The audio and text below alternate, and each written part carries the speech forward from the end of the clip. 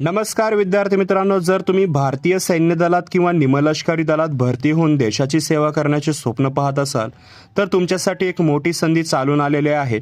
सशस्त्र सीमा बल म्हणजेच SSB अंतर्गत 827 कॉन्स्टेबल पदांसाठी नवीन भरती जाहीर झालेली आहे। आजच्या या व्हिडिओमध्ये आपण या भरतीची सविस्तर माहिती घेणार आहोत। कोण अर्ज करू शकते, तसेच पात्रता काय आहे आणि निवड प्रक्रिया कशी असेल, हे सर्व गोष्टी आपण जाणून घेणार आहोत। तर व्हिडिओ एंडपर्यंत पहा। चॅनलवर नवीन असाल सबस्क्राइब नक्कीच करा। ऑफिशियल डॉक्युमेंट मिळवण्यासाठी व्हॉट्सअप आणि टेलिग्राम ग्रुप जॉईन करायला विसरू नका। लिंक डिस्क्रिप्शनमध्ये आहे। आर्टिकल सुद्धा तुम्ही वाचू शकता, त्याचीही फर्स्ट लिंक डिस्क्रिप्शनमध्ये दिलेली आहे। तर बघा, SSBने ही भरती ग्रुप C नॉन गॅजेटेड पदांसाठी काढलेली आहे। यामध्ये driver, veterinary, carpenter, gardener, tailor, मोची, धोबी आणि नर्सेस, ऑर्डलरी अशा विविध ट्रेडचा जो आहे समावेश आहे। एकूण जागा आहेत 827। 7व्या वेतन आयोगानुसार 21,700 ते 69,100 रुपये इतका पे स्केल आहे लेवल 3 नुसार। याशिवाय महागाई भत्ता, घरभाडे भत्ता आणि रेशन मनी देखील याच्यामध्ये मिळते।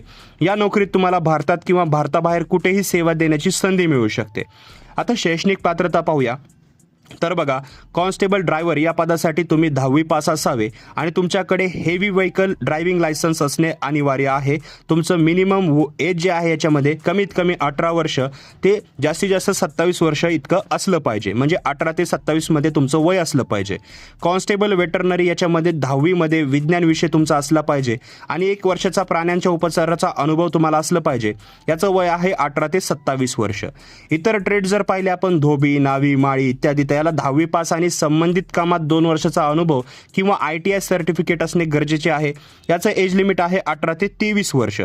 याच्यामध्ये एक महत्त्वाची टिप म्हणजे SC ST उमेदवारांना 5 वर्ष आणि OBC उमेदवारांना 3 वर्ष वयामध्ये सवलत मिळेल ॲज पर गव्हर्नमेंट नॉर्म्स। हे जे वरचं मी वयोमर्यादा सांगितलेले आहे ते जनरल कॅटेगरीतील विद्यार्थ्यांसाठी आहे। आता याची निवड प्रक्रिया कशा प्रकारे असणार आहे, तर बघा मित्रांनो, याच्यामध्ये 4 टप्पे असणार आहेत। पहिला जो टप्पा आहे तो पेट अँड PST आहे। सुरुवातीला तुमची शारीरिक चाचणी होईल। पुरुषांसाठी 4.8 किलोमीटर धावणे 24 मिनिटांमध्ये आणि महिलांसाठी 2.4 किलोमीटर धावणे 18 मिनिटांमध्ये एवढा वेळ असेल। या वेळेमध्ये तुम्हाला रनिंग करायची आहे। त्यानंतर उंची आणि छातीची मोजणी केली जाईल। दुसरा टप्पा सुरू होईल CBT म्हणजेच कॉम्प्युटर बेस्ड एक्झाम। शारीरिक चाचणी उत्तीर्ण झाल्यावर 100 गुणांची संगणकीकृत एक परीक्षा घेतली जाईल, म्हणजेच कॉम्प्युटर बेस्ड टेस्ट घेतली जाईल। यात सामान्य ज्ञान, गणित, रिझनिंग आणि इंग्रजी, हिंदी या विषयांवर प्रश्न असतील, की इंग्रजी किंवा हिंदी विषयावर। तसेच टप्पा 3 मध्ये डॉक्युमेंट्स अँड स्किल टेस्ट असेल। लेखी परीक्षेच्या गुणांनुसार तुम्हाला स्किल टेस्टसाठी बोलवलं जाईल। आणि चौथा टप्पा असेल मेडिकलचा। शेवटी तुमची जी आहे मेडिकल तपासणी केली जाईल, म्हणजे वैद्यकीय तपासणी केली जाईल। तर अशा प्रकारचे 4 टप्पे आहेत। 4 टप्प्यानंतर जर तुम्ही हे सक्सेसफुली 4ही टप्पे पास केले तर तुम्हाला नोकरी मिळून जाईल। अर्ज कसा करायचा आहे, तर बघा, या भरतीसाठी तुम्हाला फक्त ऑनलाईन पद्धतीनेच अर्ज करायचा आहे। अर्ज करण्यासाठी applyssb.com या पोर्टलवर जायचं आहे। कसं जायचं, तर लिंक डिस्क्रिप्शनमध्ये आहे। फर्स्ट लिंक आहे, तिथे क्लिक करून तुम्ही जाऊ शकता। जनरल, OBC आणि EWS यांच्यासाठी 100 रुपये फी आहे। SC ST, माजी सैनिक आणि महिला उमेदवारांना कोणतीही फी नाही, त्यांना शुल्क माफ आहे।